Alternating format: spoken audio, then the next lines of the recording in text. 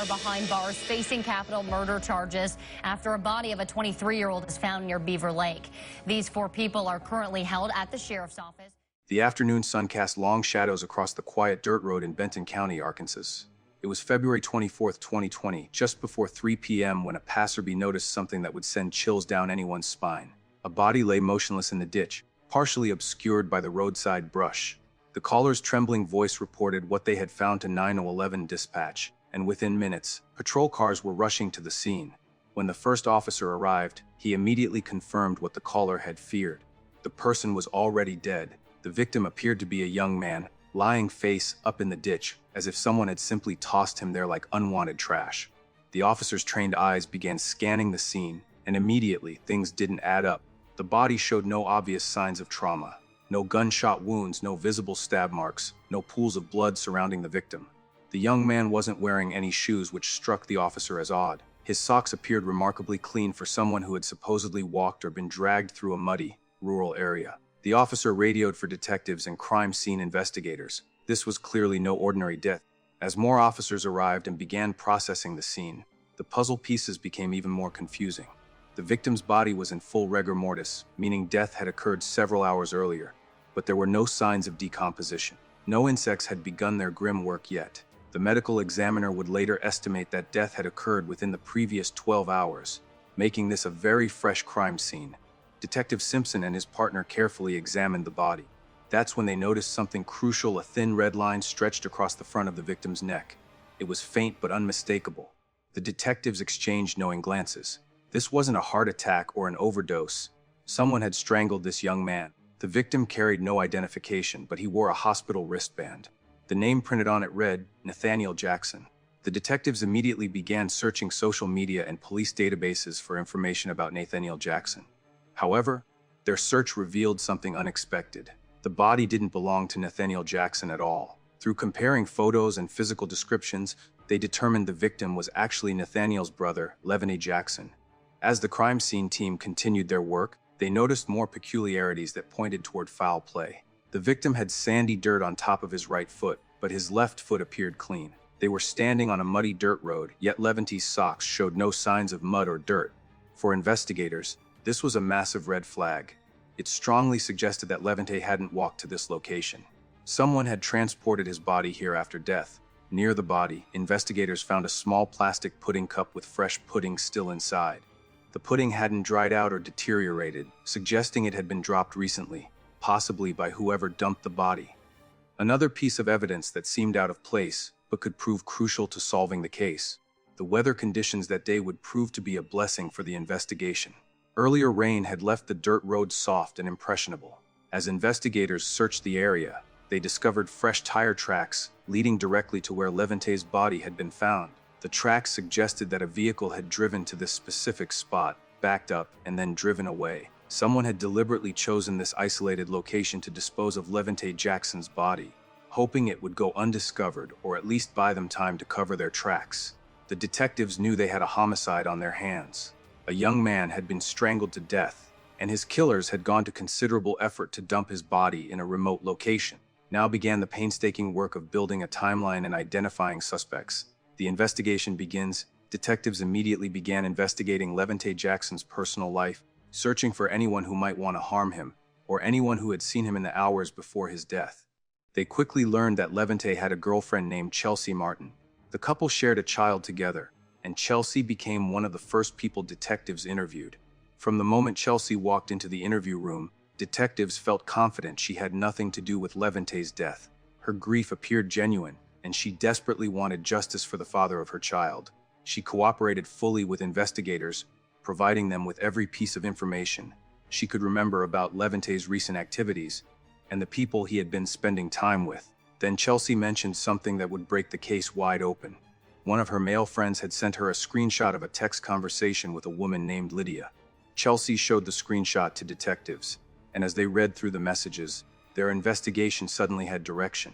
In the text exchange, Lydia had told Chelsea's friend that she had been present in the room when Leavante died.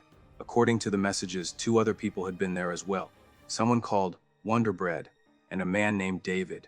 Lydia's text suggested that whatever happened to Leavante had occurred at someone's house not on the roadside where his body was found. The detectives immediately handed the names over to their crime analyst. Within 2 hours, the analyst had identified the real people behind these names. Wonder Bread was actually Zachary Whitcomb, a 19-year-old with a criminal record for petty crimes. David was identified as David Adair, a 26-year-old convicted felon with a documented history of violent behavior. Lydia Riggs turned out to be David Adair's girlfriend.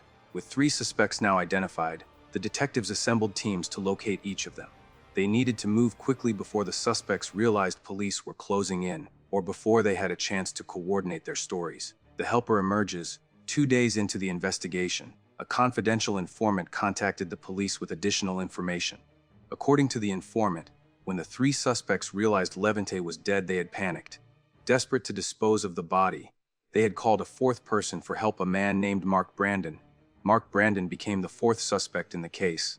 Detectives decided to focus on him first, hoping that as someone who appeared to have only been involved after the fact, he might be more willing to cooperate and provide details about the actual murder. Investigators quickly located Mark Brandon living in neighboring Washington County. They contacted him and requested he come to the Washington County Sheriff's Office to answer some questions. Mark agreed, which investigators took as a positive sign. Someone with something to hide might have refused or immediately requested a lawyer. When Mark arrived at the sheriff's office, Detective Johnson offered him something to drink to help put him at ease. The detective wanted to build rapport before diving into the hard questions. Mark accepted the drink gratefully, though his nervous demeanor was obvious from the start. "Obviously, I definitely want to get your side of the story." Detective Johnson began carefully. "But are you okay with talking to me?" Mark nodded, but his body language told a different story. His leg bounced nervously under the table, and he struggled to maintain eye contact with the detective. The detective eased into the conversation with general questions, slowly working his way toward the key evidence they had against Mark. When he finally asked about Mark's car, the young man's reaction confirmed the detective's suspicions that he knew more than he wanted to admit. "Where's your car right now?" the detective asked simply. "Honestly, man, I don't know," Mark replied, his voice shaking slightly. "I don't know. I just don't know what I can say. I'm worried that I'm going to get in trouble for something I didn't do." The detective leaned forward. "I'm just asking you, dude, where the car is at?" Mark fidgeted in his seat. "I mean, okay, let me ask you this. If you're in my position, right, we meet up with you and ironically that car is not with you. Yeah, that's going to look bad, right?" "Exactly." The detective agreed. "Because to me it looks like you're trying to hide evidence." Throughout the beginning of the interrogation, Mark tried desperately to maintain his innocent persona. He was just a good guy who tried to help people, he insisted. He knew nothing about what had really happened. But as the interview continued, cracks began appearing in his carefully constructed story. "I'm asking you," the detective pressed. "I just want to be able to have a ride when I get back, you know.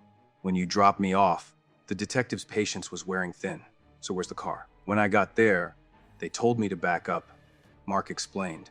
"They said they were going to put clothes in the back. They did put a bunch of clothes and a big duffel bag in the car. They never told you why they needed help?"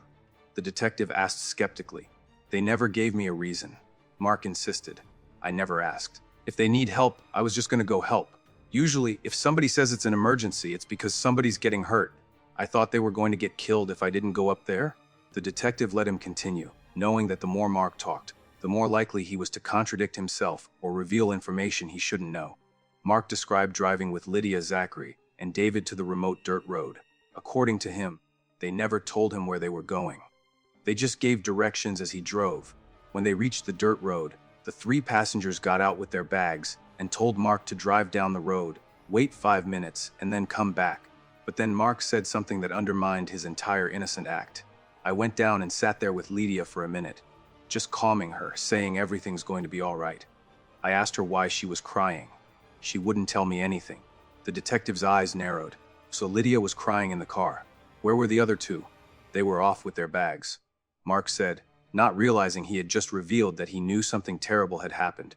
The detective changed tactics, pushing harder now.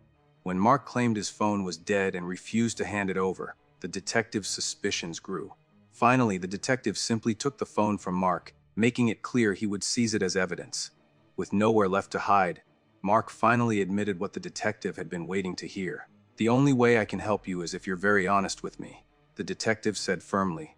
"When did you realize that there was a body in the back of your car?" Mark's shoulders slumped. "The next day. I just knew it somehow." I just knew. That admission was enough. Mark Brandon was placed under arrest and charged with abuse of a corpse for his role in disposing of Leavante Jackson's body. Zachary's confession with Mark in custody. Detectives moved quickly to apprehend the remaining suspects.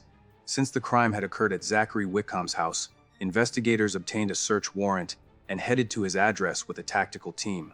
They found Zachary sleeping on his couch, completely unaware that police had connected him to the murder.